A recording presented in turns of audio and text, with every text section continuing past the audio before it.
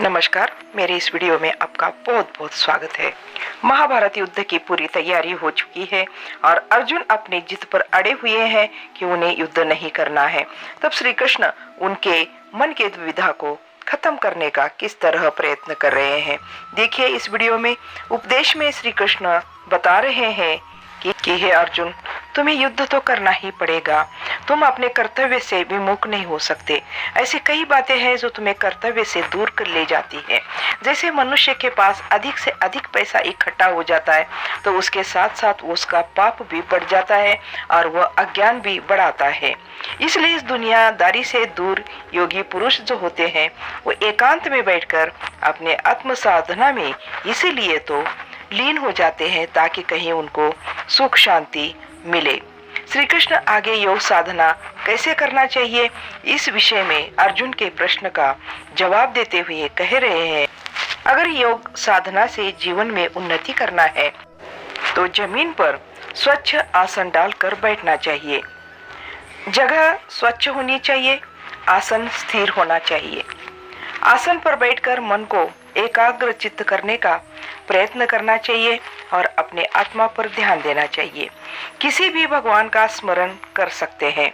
गला, सिर और शरीर का बाकी हिस्सा एक समान होना चाहिए।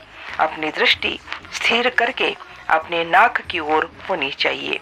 मन में कोई भय नहीं होना चाहिए। व्यवहार सात्विक होना चाहिए। मन शांत होना चाहिए और यही है योगी की अवस्था।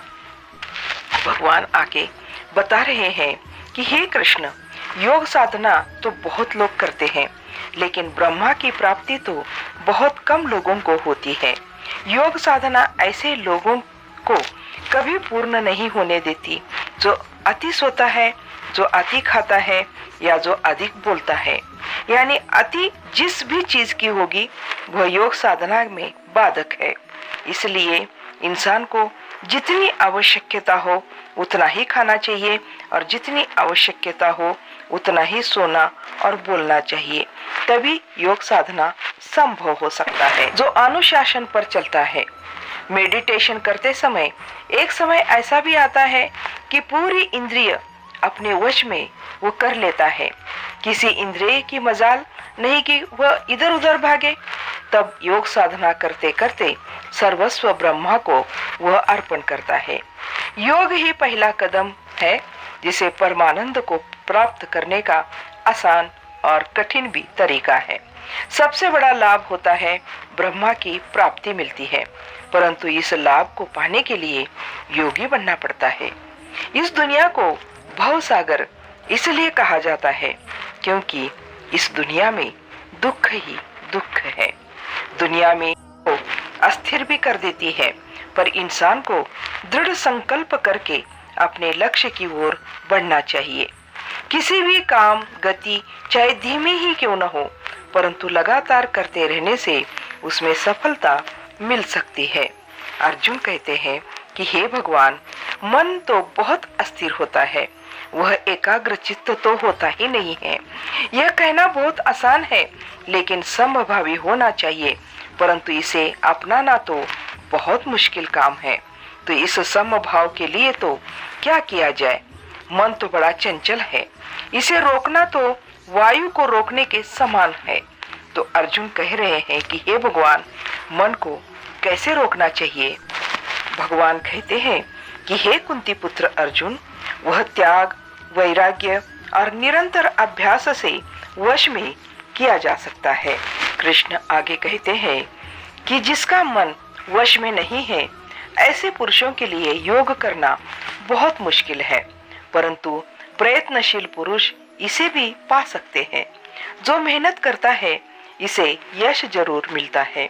यह पहला कदम ही बहुत बड़ा और कठिन होता है।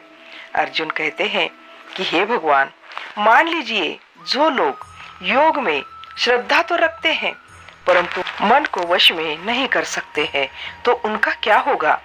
अर्जुन भगवान कृष्ण से यह भी पूछते हैं कि कोई पुरुष योग के रास्ते पर तो चल पड़ा है परंतु रास्ते में ही वह पथ भ्रष्ट हो गया तो उसका क्या होगा?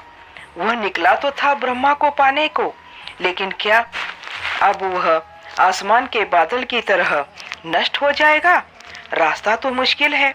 ऐसे मुश्किल रास्ते पर चलने के लिए सबको डर तो लगता है, तब क्या करे? हे कृष्ण, मेरे इस सवालों को आप ही दूर कर सकते हैं। आपके जैसा मुझे मिलना असंभव है।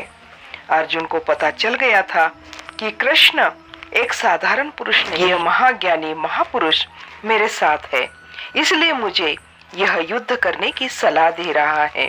उनके बातों में बिल्कुल कोई तो कोई तथ्य है।